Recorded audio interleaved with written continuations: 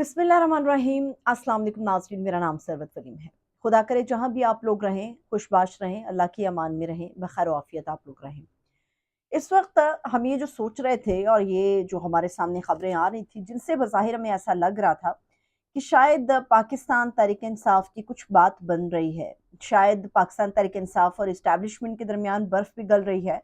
मगर गुज़श्ता 24 से 35 घंटों के दौरान जो खबरें हमारे सामने आ रही हैं उसमें ये साफ तौर पे नज़र आ रहा है कि सुलह नहीं हो सकती। और ये जो बार-बार राना सनाउल्लाह साहब इमरान खान साहब को दावत दे रहे हैं, क्या वो खुद को रेलेवेंट बनाने की कोशिश कर रहे हैं? और इस वक़्त जो नया महाज़ है, वो एस्टेब्लिशमेंट और अदालतों के दरमियान है।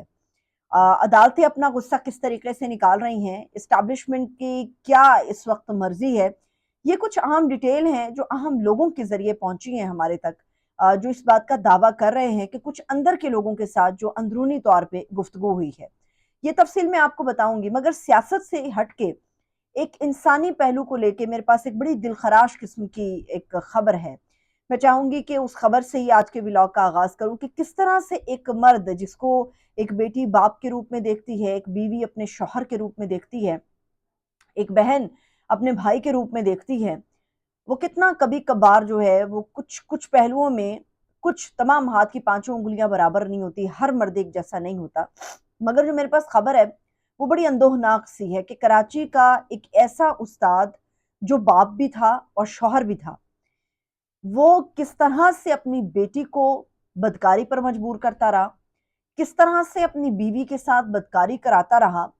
और ये जो जुनूनी दरिंदा था, इसको एक ख़ास किस्म का एक टास्क था जो एक डार्क वेब के ज़रिए मिलता था। पुलिस ने इस आदमी को हिरासत में तो ले लिया है और वैसे ये रूहानी बाप यानी कि उस्ताद के पेशे से मुंसलिक था। कराची का ये एक इंसिडेंट है, ये बड़ा अफ़सोसनाक किस्म का है, जिसमें एक कराची के उस्ताद हैं ताहिर अब्बास मिर्ज़ा।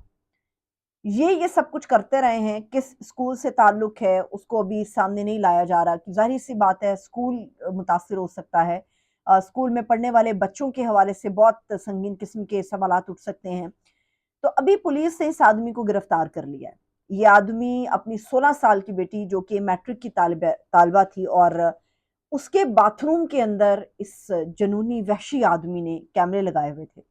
एक ख़ास किस्म की डार्क वेबसाइट के साथ ये मुंसलिक था। वहाँ से इसको टास्क मिलता था, ये उसको पूरा करता था। बेटी की बरहना तस्वीर जो हैं ये उनको भेजता था। फिर बदफ़ेली के लिए बीवी और बेटी दोनों को मजबूर करता रहा और बाज़ औक़ात तो घर में मर्दों को बुला के अपनी अहलिया के साथ बदकारी की कोशिश करवाता रहा।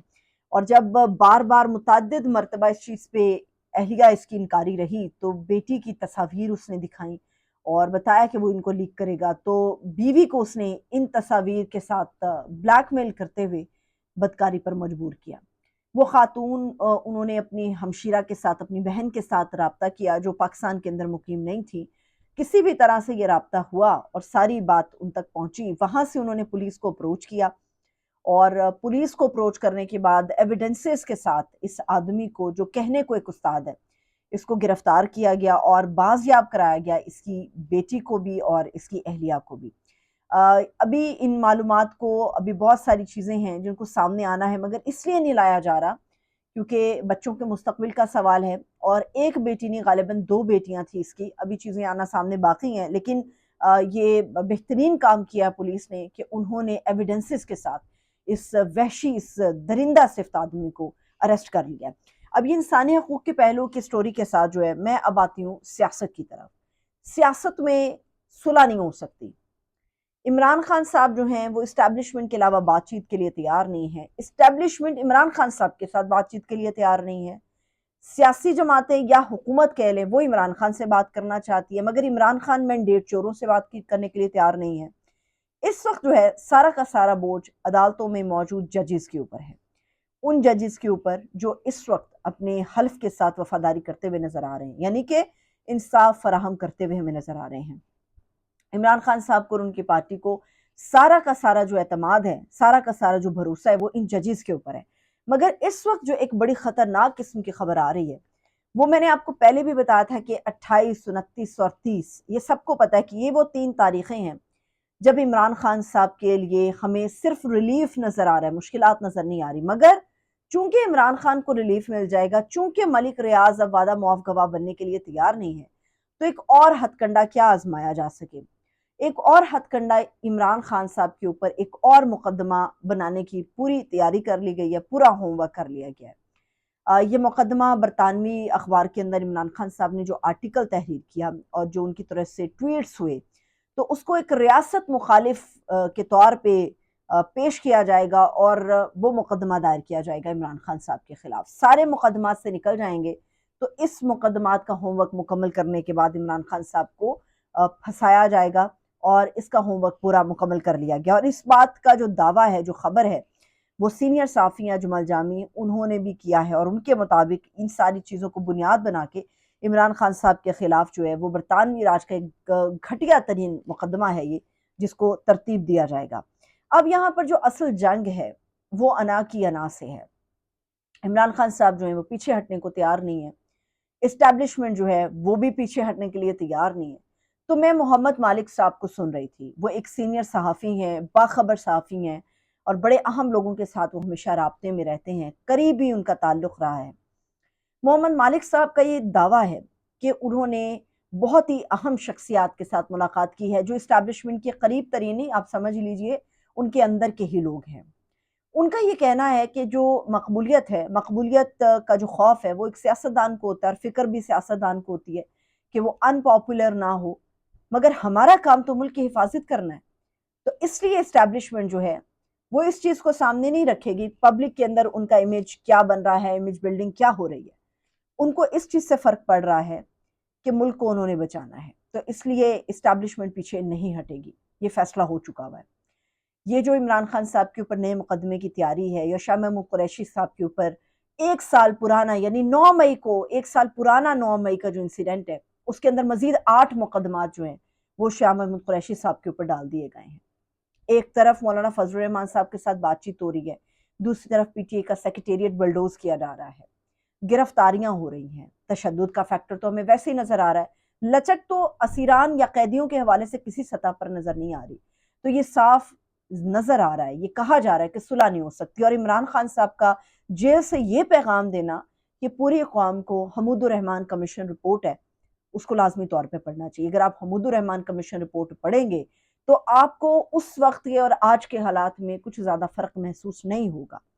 لیکن خطرناک بات یہ ہے کہ اگر حالات اسی نہج پر بڑھتے رہے آگے، جو کہ بہت ہی خطرناک قسم کے حالات ہیں، ہم مزید محتمل نہیں ہیں اس بات کے کہ ایک اور بنگلہ دیش ہو جائے، ایک اور مشرقی پاکستان ہو جائے، ہم محتمل نہیں ہیں اس بات کے۔ تمام فریقین کو بیٹھنا ہوگا، سیز فائر کرنا ہوگا، ورنہ اس کے علاوہ کوئی دوسرا چارہ جو ہے وہ ہمارے پاس نہیں ہے۔ اب یہ جو لوگ کہہ رہے تھے کہ عمران خان صاحب اور اسٹیبلشمنٹ کا مقابلہ ہے، وہ بات ختم ہو گئی، وہ کب کی ختم ہو گئی۔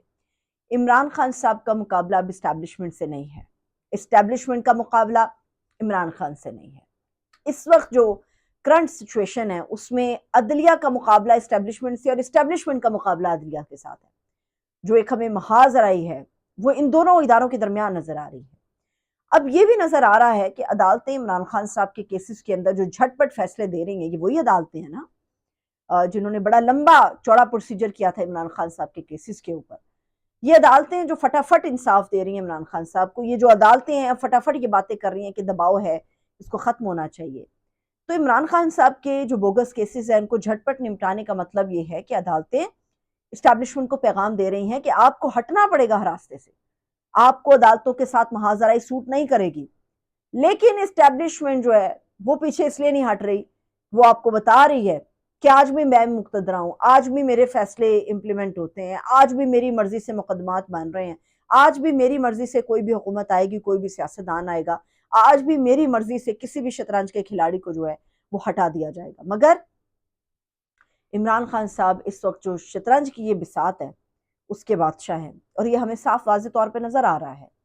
عمران خان صاحب کو کسی بھی طرح توڑنے کی کوشش کی جا رہی ہے، ٹوٹنا ناممکن ہوتا جا رہا ہے۔ اور یہ فواد چودھری بالکل صحیح کہہ رہے ہیں کہ عدلیہ اور اسٹیبلشمنٹ کی جو محاذرائی ہے، تاریخ اس بات کی گواہ ہے کہ جب جب ان دونوں اداروں کے درمیان، یا جب جب عدلیہ کے ساتھ محاذرائی کسی بھی ادارے نے کھولی ہے، کسی بھی فریق نے کی ہے، تو ایسی صورت میں عدلیہ کا پلڑا ہمیشہ بھاری رہا ہے۔ تو یہ کہہ دینا کہ مقتدرہ آج بھی اسٹیبلشمنٹ ہے، یا یہ کہہ دینا کہ عدالتوں کے اندر یہ سارے معاملات اسی طرح سے چلتے رہیں گے، ایسا نہیں ہوگا۔ عدالتیں خان صاحب کے کیسز کو ختم کر کے واضح پیغام دے رہی ہیں کہ عدلیہ کل بھی پہلی پوزیشن پہ کھڑی تھی، عدلیہ آج بھی پہلی پوزیشن پہ کھڑی رہے گی، اور عدلیہ جو ہے وہ اب مزید کوئی مداخلت یا دباؤ برداشت نہیں کرے گی۔